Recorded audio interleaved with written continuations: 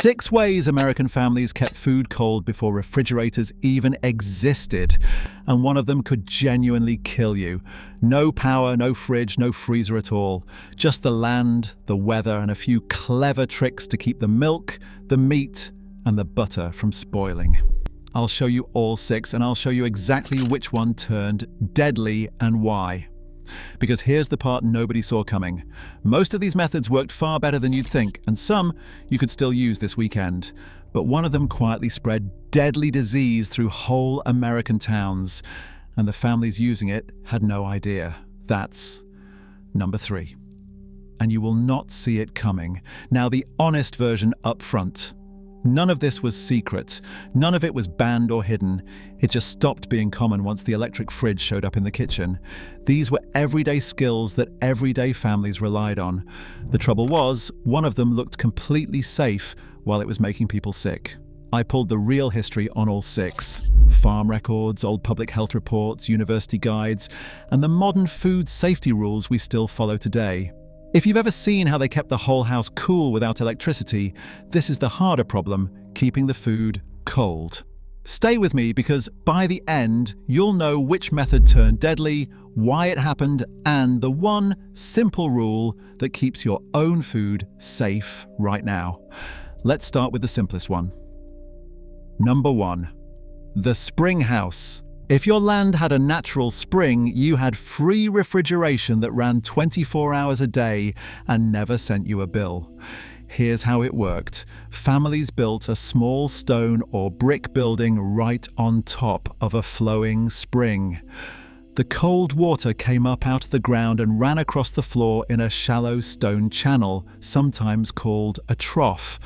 Farm and living history records tell us that groundwater held steady at around 50 degrees Fahrenheit, summer and winter.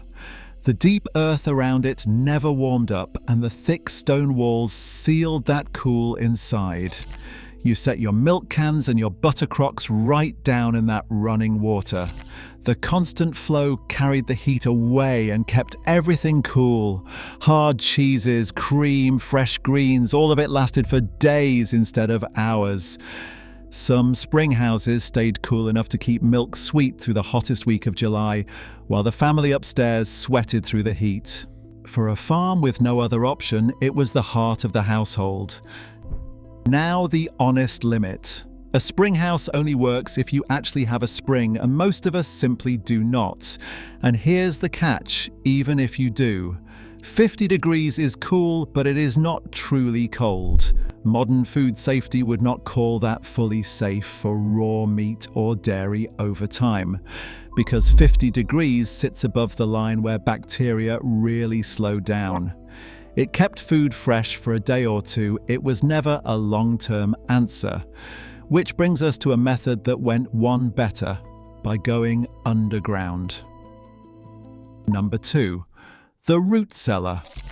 This is the one most people have heard of, and for good reason. It might just be the best low-tech food storage ever built. The idea is simple.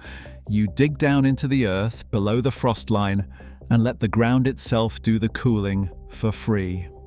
Agricultural extension guides put a well-built root cellar between 32 degrees Fahrenheit and 40 degrees Fahrenheit through the cold months. It stays humid too, so the food doesn't dry out and shrivel. Stop and think about that. That is fridge territory. No fridge and no power bill at all. Families packed them with potatoes, carrots, beets, apples, onions, cabbages, and rows of jars of preserved food. Root vegetables buried in boxes of damp sand could last clear through winter into the following spring. A single good cellar could feed a whole family for months on nothing but what the garden gave them back in the fall. For people far from any store, it was the difference between eating well and going hungry. But the honest limit here is real.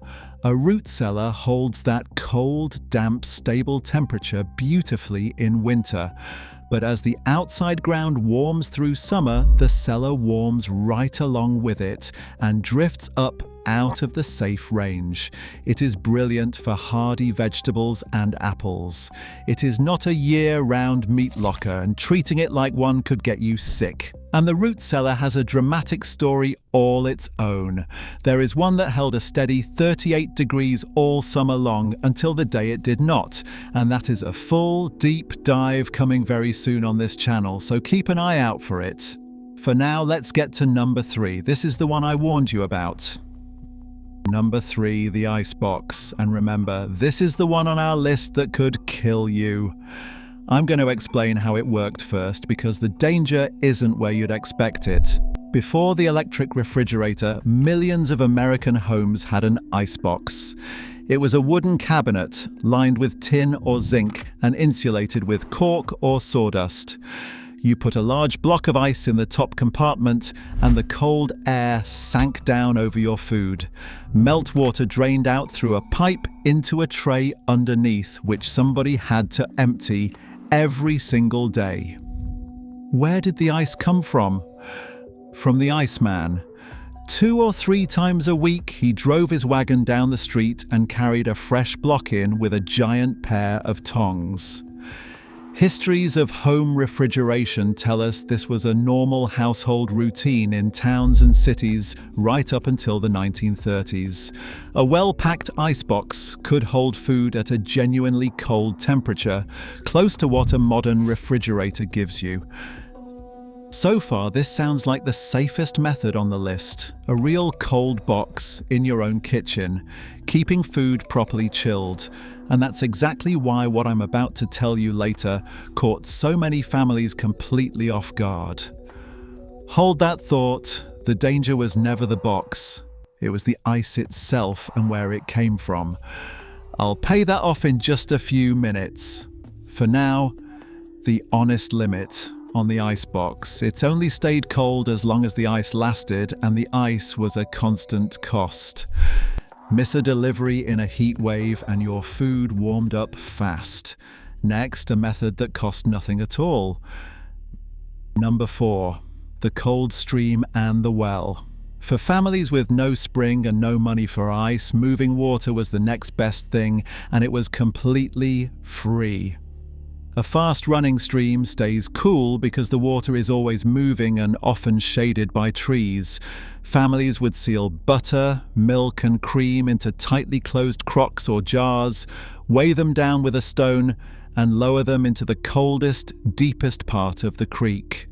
The current pulled the heat away around the clock, much like a spring house, just without needing to build anything at all. The well worked on the very same idea. Down a deep well, the air and water sit far below the reach of the summer sun. People lowered a bucket or a covered pail of perishables down on a rope to that cool zone just above the waterline, then hauled it back up at mealtime. It was the original cool box on a string, and nearly every rural home had a well already. Here's the honest limit, and it matters more than any other on this list. A stream is only as clean as whatever sits upstream of it. Runoff from animals or waste from a farm higher up could foul that water without you ever seeing it. A container that was not truly sealed let that water seep right into your food. The cold was real. Cleanliness was a gamble, and that exact gamble taken to the scale of a whole city is what made number 3 so deadly. We're almost there. Now, before the last 2 methods, let me stop and tell you what's still coming. We're 4 methods in now, past the halfway point, and I have saved the real payoff for the back half. Number 3, the Icebox. Used ice that in some American cities carried a hidden killer, and the proof is sitting in old public health records I'll name right on your screen. It's coming up in just a couple of minutes, so stay with me. First, a trick that cools food using nothing but a clay pot and a little water. Number 5, evaporative cooling.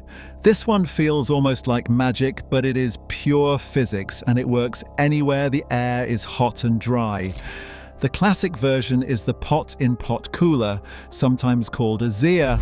You take a smaller clay pot and set it inside a larger one, and you fill the gap between them with wet sand.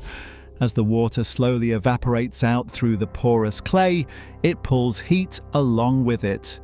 Building science backs the principle completely.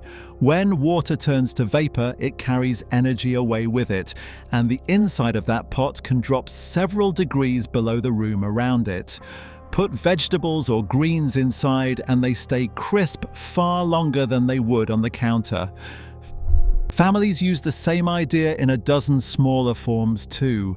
A damp cloth draped over a butter dish. A screened food safe with wet burlap sides hung in a breezeway. A milk crock sitting in a shallow tray of water with a wet towel over the top. Every one of them used the same trick, evaporation shedding heat, to keep food cooler than the open kitchen air. The honest limit is built right into the physics. Evaporative cooling only works well when the surrounding air is dry. On a hot, humid, sticky day, the water simply cannot evaporate fast enough and the cooling mostly stops. It also will never reach true refrigerator cold. It takes the edge off the heat. It does not freeze a thing. And now the last method on our list, which takes us straight into the deadly one. Number 6. The winter ice harvest. This is how the ice for that icebox got made in the first place, and it is where our deadly story finally pays off. Every winter, crews went out onto frozen lakes and ponds and sawed the ice into huge blocks. They hauled those blocks into ice houses and packed them in sawdust, which is such a good insulator that the ice lasted right through summer. An American businessman named Frederick Tudor turned this into a massive industry starting in the early 1800s, shipping natural ice across the country and even overseas. By the warm months, that winter ice was chilling food in homes hundreds of miles away. And here is the payoff I promised you. The danger was never the icebox, and it was never the cold. It was the ice air itself. Think about where that ice was cut. From ponds and rivers near growing towns. The very same water that, in that era, often had sewage and runoff draining into it. People believed that freezing made water pure, that ice was clean no matter where it came from. That belief was dead wrong, and the medical evidence is on the record. In 1888, a physician named H.E. Beebe published an article called Influence of Ice and Its Impurities in Disease. In it, doctors reported that freezing does not kill germs.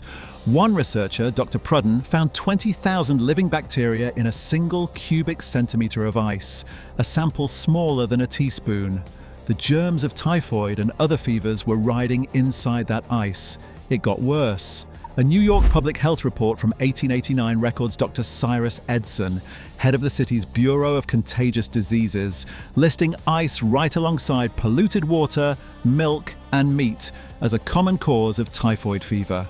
The same report describes a doctor's account of 22 people struck with typhoid at a single resort, all because they used ice that had been cut from a contaminated lake nearby. Contaminated ice spread typhoid and cholera in American towns, and the cruelest part is that it looked perfectly clean the whole time. So that's the one that could kill you. Not the cold itself, but trusting that frozen meant safe. And that leads straight to the rule we still live by today. The United States Department of Agriculture calls the range between 40 and 140 degrees Fahrenheit the danger zone, the temperatures where bacteria multiply fastest, some types doubling in as little as 20 minutes. A modern refrigerator set at or below 40 degrees keeps food out of that zone. The old methods that hit that mark, the deep root cellar, the well-packed icebox with clean ice, were doing exactly what your fridge does now. The ones that drifted warmer or used dirty water were a gamble. Cold was never the whole story. Clean and cold together, that was the real secret. The honest limit on the winter harvest itself. It only worked where winters froze hard enough to cut ice, and storing it took space, labor, and a lot of sawdust. And as we just learned, it was only ever as safe as the water it came from. Number 17, meatloaf with tomato glaze and green beans. So there you have it. 6 ways American families kept food cold before the fridge. The spring house, the root cellar, the Icebox, the cold stream and well, evaporative cooling, and the winter ice harvest. 6 real methods and one that turned deadly because clean mattered just as much as cold. Here's what I want to hear from you. Drop a comment and tell me your state and whether anyone in your family ever used one of these. A spring house, a root cellar, an old icebox out on the porch. I read every single one, and the stories you all share are the best part of this channel. If you found this useful, subscribe because there is more old know-how coming every week. And the next one is a big one. Remember that root cellar I mentioned, the one that held a steady 38 degrees all summer long, until the day it didn't? That story is coming soon, and you will want to see how it went wrong. And if you missed how these same families kept the whole house cool without any electricity, that video is right here on the screen. Go watch it next. I'll see you in the next one.